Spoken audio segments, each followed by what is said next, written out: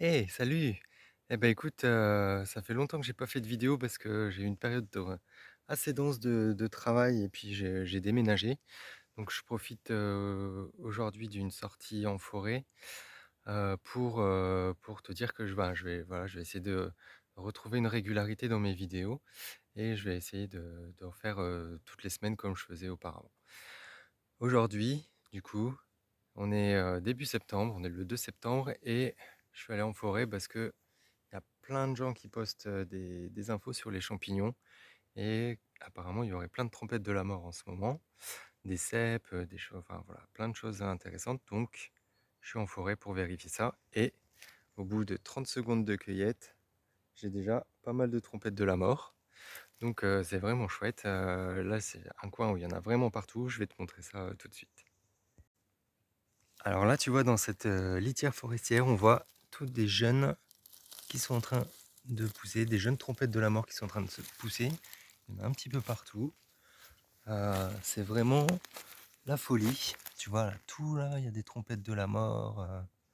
Voilà, il y en a vraiment beaucoup. C'est la première fois que j'en vois autant dans cette forêt. Partout, partout. Il faut faire attention aux marches tellement il y en a en fait. Donc c'est génial. Je vais pouvoir me faire une belle petite cueillette. Je vais te montrer aussi rapidement, je viens de voir ça, une trompette de la mort qui est juste à côté d'une Elvel pour montrer que c'est possible de se tromper. Alors là, tu vois, c'est l'Elvel et là, c'est la trompette de la mort. L'Elvel, elle va être toxique par contre. La trompette de la mort est tout à fait comestible. On a une autre Elvel là et tu vois, ça ressemble quand même un petit peu, hein. Ça, si on fait pas attention, on pourrait croire que c'est de la trompette de la mort, mais c'est pas du tout la même chose. Alors pour faire simple, la trompette de la mort, elle est en forme de trompette, toute creuse à l'intérieur. Et l'Elvel, par contre, alors exceptionnellement, je vais la cueillir. Elle a un pied, voilà, sur lequel il y a le chapeau. Et du coup, c'est pas creux à l'intérieur.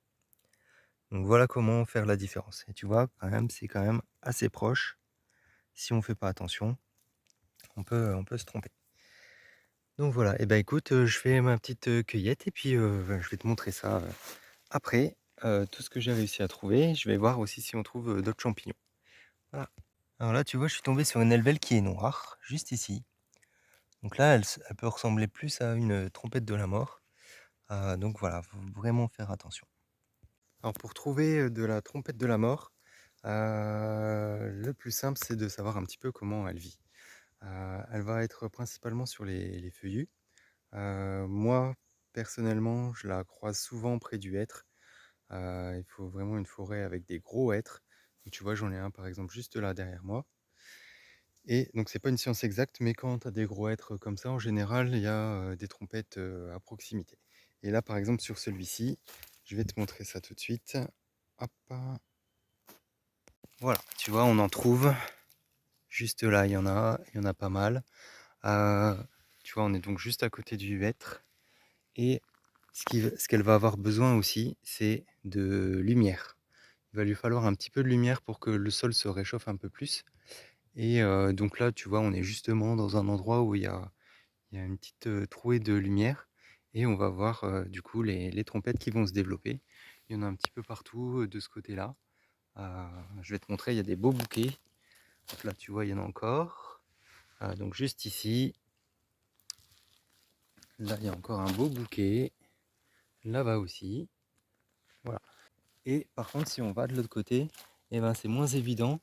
Là, on est plus à l'ombre, du coup, elles vont peut-être arriver un petit peu plus tard, ou il y en aura peut-être même pas. Ça va dépendre de s'il y a une certaine exposition qui est présente. Ça va permettre de réchauffer un peu le sol et au mycélium de produire ses carpophores. Ce qui est important aussi, c'est d'être sur une vieille forêt. Donc tu peux avoir des hêtres tout petits comme ça. Il peut y en avoir, mais ça sera beaucoup plus intéressant si tu as une forêt de hêtres avec beaucoup de hêtres assez gros, assez anciens. Tu vois, il y en a un petit peu partout. Là, il y en a encore un là-bas. Où j'ai cueilli tout à l'heure, il y en avait aussi des gros hêtres. On en voit encore un tout là-bas. Enfin, moi, je le vois. Toi, tu vas peut-être pas trop le voir. Et voilà, du coup, je vais aller les visiter tous pour trouver ces trompettes de la mort. Alors, je viens de tomber sur de la chanterelle cendrée. Donc c'est pareil, hein, tu vois, elle est tubulaire, un peu comme la trompette de la mort. La seule différence, c'est qu'en dessous, tu vois, ça va être beaucoup plus strié au niveau du chapeau. Hop, quand tu regardes, si ça veut faire la pointe,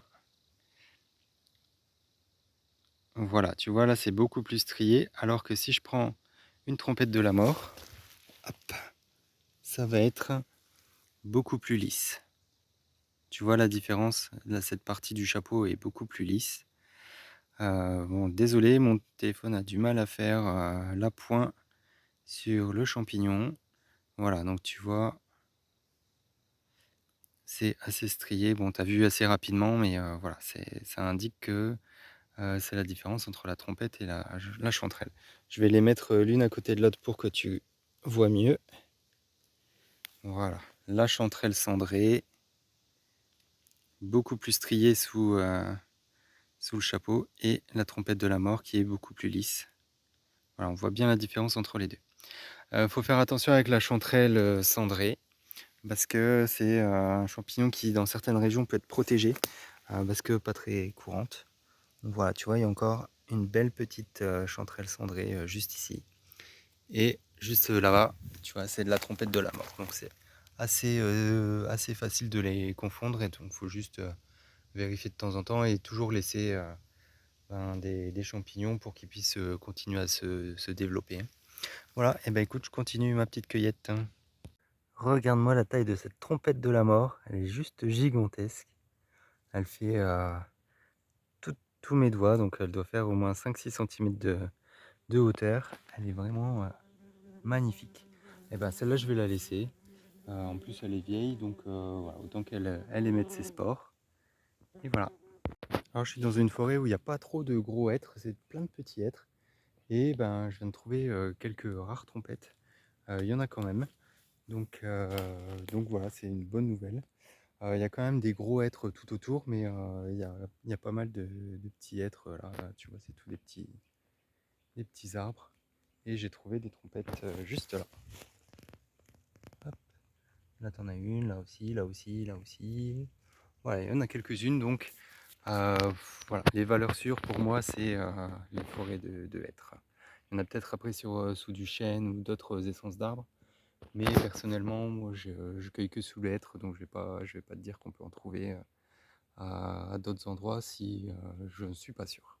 Aussi, petite précision sur la trompette de la mort, c'est donc un champignon qui va être symbiotique. Ça veut dire qu'il va avoir, enfin mycorhizien, pardon. Ça veut dire qu'il va vivre un peu en symbiose avec l'arbre. Et du coup, sur des forêts de hêtres coupées, tu n'en trouveras pas. Sauf si elles viennent d'être coupées récemment, il y aura peut-être une poussée de trompettes. Mais voilà, en général, c'est sur des forêts vivantes de hêtres que moi j'en trouve le plus souvent, hein. Et qui plus est, des vieilles forêts de hêtres, idéalement. Voilà, alors je suis rentré chez moi, là on est le soir, et je t'ai pas montré ma récolte, j'en ai déjà donné un peu à un voisin, et je suis en train d'en préparer pour ce soir à manger, donc il ne reste plus beaucoup, mais je vais te montrer ce que j'ai là déjà. Donc voilà, mon petit panier, il en reste plus beaucoup, mais c'est parce que j'en ai lavé une bonne partie. Tu vois, il y a la chanterelle cendrée juste ici, et les trompettes de la mort. Ça, c'est de la chanterelle cendrée. Voilà, trompette de la mort. On reconnaît bien les stries et sans stries. Voilà, et du coup, j'ai lavé ce petit paquet-là. Donc là, tu vois, elles ont changé de couleur, elles sont devenues plus sombres parce elles ont pris l'humidité. Et quand il pleut, c'est de cette couleur-là qu'elles sont. Tu vois, pour faire la différence, c'est beaucoup plus sombre.